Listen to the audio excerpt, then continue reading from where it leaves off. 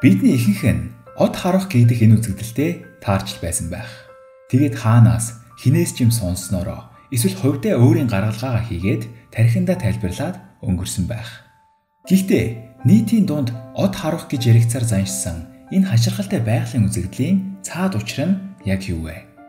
Оддын талаар бид зөндөө ярьсан учраас оддыг зүгээр нэг хараад өнгөрчихдөг зүйл биш гэдгийг одоо бол ойлгохтойгоо болсон гэж найдаж байна. Тэгэхээр ухта тэр зурвасхан гэрэлтэд өнгөрөх зүйлс бол од биш, солируд юм. Харин бид ерөнхийд нь солир гэж нэрлэдэг боловч үнэндээ дотроо бас олон ангилагдана. Астероид, метеороид, метеор, метеорит болон сүүлт од гэх мэтчлэн. Астероидын үгний язгуурыг бид сайн мэднэ. Астер буюу стер, грекээр од гэсэн үг. Астероид болохоор одтой ижил, төстэй гэсэн утгатай. Харин метеор бол Франц гаралтай үг бөгөөд тэнгэрийн чулуу гэсэн утгыг агуулна. Тэгвэл эдгээр нэршлүүдийн ялгаа нь юунд оршин вэ? Эхлээд бүх зүйл тоос манцар байсан гэж ярьдаг да. Тэр тоос манцрууд чинь хөрөөд, хатаад тэгэд хоорондоо наалдаад ирэхээрээ ерөнхийдөө солир болдог юм. Тэгэхээр гариг маань, дэлхий маань, дэлхий ихээс төрсөн хүн төрлөختөн бид ч гэсэн нэгэн цагт солир байсан гэж хэлж болно. Гэхдээ хүмүүс бид ертөнцтэй харьцуулбал асар богино настай амьд оршихуй учраас ертөнцийн хувьд нүд эрэмхийн зурал бид төрөөд бас мөхдөг учраас ертөнцийн ажиллах зарчмыг ойлгох нь тийм шамар зүйл биш.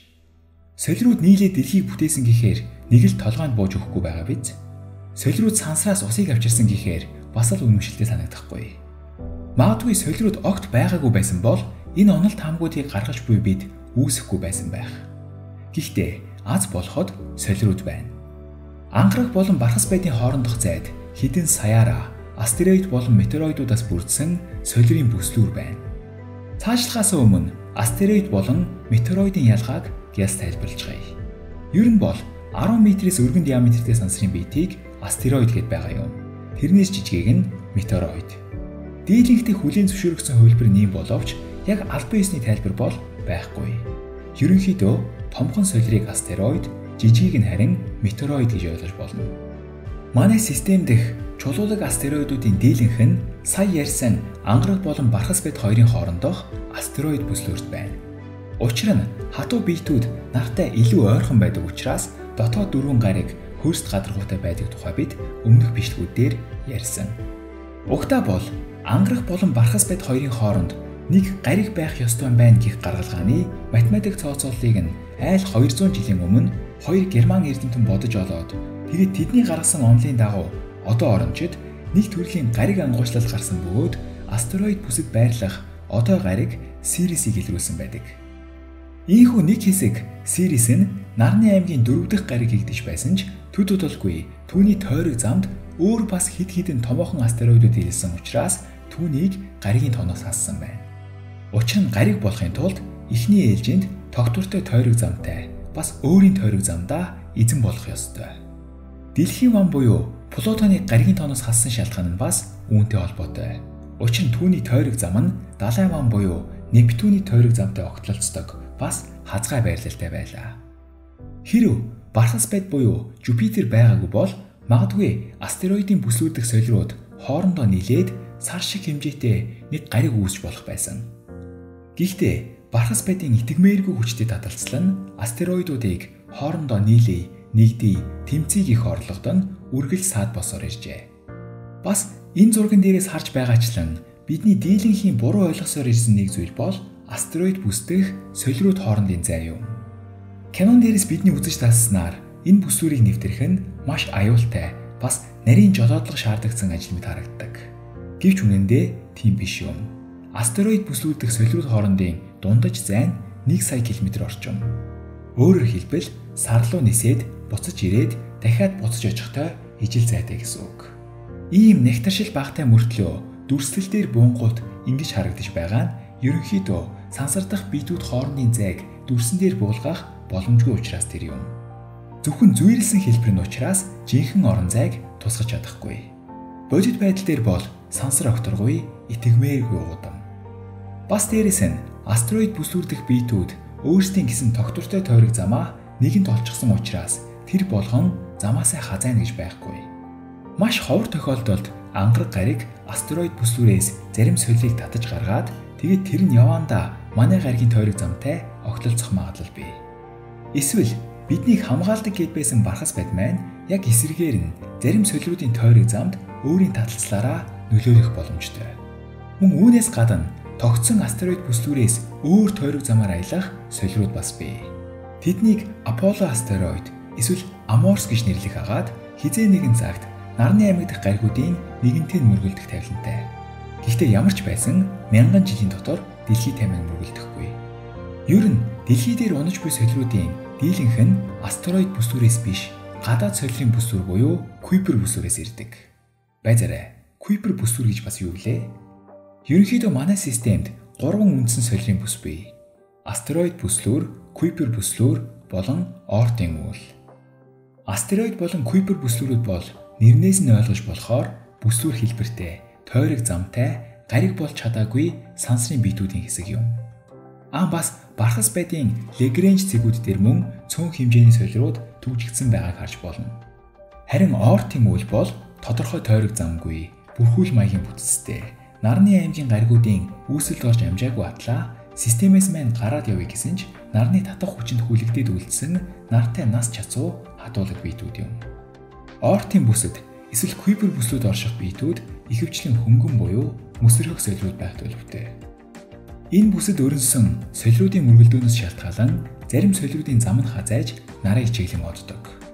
Урт мөчлөгтэй сүүлт оддын дийлэнх нь Оортын бүсээс ирдэг. Тэгвэл сүүлт од гэж юу вэ? Сүүлт од бол үнэндээ солир юм. Гэхдээ тойрог зам нь нартай ойрхон өнгөрдөг солир юм. Бас нарны аймгийн захаас ирдэг учраас мөсрөх бүтцтэй. Тэгэд нар руу ойртох тусам гүлдүү бөөмс нь гисэх юм уу хайлах. Хайлах гэхээсээ илүү сублимац буюу хатуугаас шууд хийн төлөв рүү шилждэг. Задгай сансар бидний хувьд хэтэрхий хүйтэн байж боловч зарим бодисуудын хувьд буцлам халуун юм. Жишээ нь азотын буслах температур нь хасах 190 Цельсиус байх жишээ нь. Тэгээд нар руу ойртож буй солир дээрээс ууршин байгаа тэр бөөмс нь нарны туяанд гэрэлдэхээрээ сүүлтэй мэт харагддаг. Энэ сүүл нь тухайн солирт байх бодисны агуулгаас нь хамааран харилцан адилгүй урттай, бас өнгөтэй байж болно. Зарим солируудын сүүл хэдэн 100 сая км үргэлжилдэг. Тэгээ сүүл тодууд нарны хажуугаар өнгөрөх тусам өөрт байх мөсцөн бодисуудаа хайлуулсаар байх учраас хизээ нэгэн цагт тэр бодис нь дуусч таарна. Тэгэд гэрэлтэх сүүлгүй болоод ирэхээрээ жирийн нэгэн астероид эсвэл метеороид болон хувирна. Магадгүй хаяадаа нэг бидний занал хийлдэг Аполло астероидууд урд өмнө нь сүүл тодод байсан ч байж мэднэ.